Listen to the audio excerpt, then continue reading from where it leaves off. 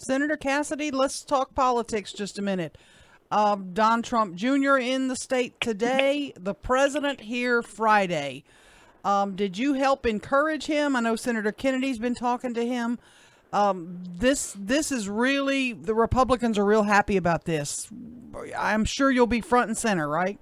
Absolutely. So I was with Mike Pence when he was down in southeast Louisiana this past weekend. We spoke about the president coming in.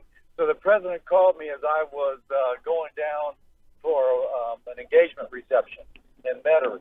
And my daughter was in the car with me. She goes, "This is pretty cool. The president's calling." And he said, "Listen, Mike Pence had returned from New Orleans area, had spoken to him about perhaps coming to Louisiana. What did I think?" I said, "Mr. President, come. We'd love to have you." And so they're on their way, and I'm very pumped about it. They're not really picking a candidate, though. They're just trying to rally Republicans, correct?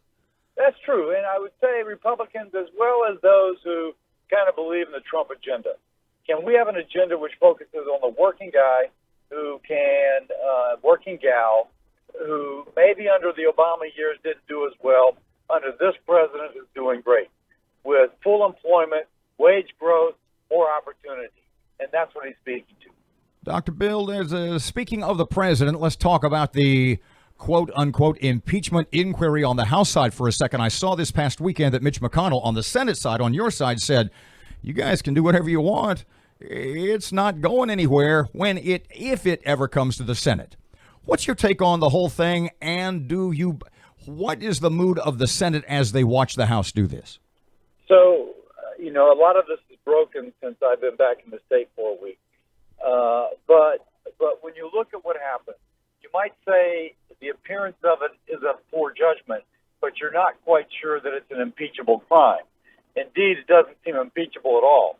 And it seems like when Nancy Pelosi just said, do an impeachment inquiry, as opposed to having a vote of the whole Congress, has really lowered the bar of what it takes to impeach a president. So that's dangerous. In the future, you have a president of one party, a speaker of the other. Pelosi's just lowered the bar. My gosh, no future president will feel secure if a conversation can be taken, and that phone conversation now is grounds for impeachment.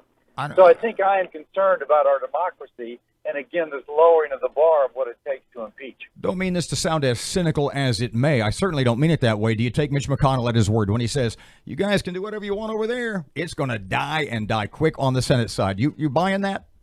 I can tell you that unless something comes up far more than what they have now, it should die. Because right now, that phone conversation seems thin ground for an entire impeachment inquiry. And the left has been going after the president since he got elected. They hate it. They disagree with the vote of the American people. They want to overturn it, and they're trying to set the stage to overturn it in 2020. Now, it's democracy. You put up your best candidate, the other side puts up the best candidate who wins.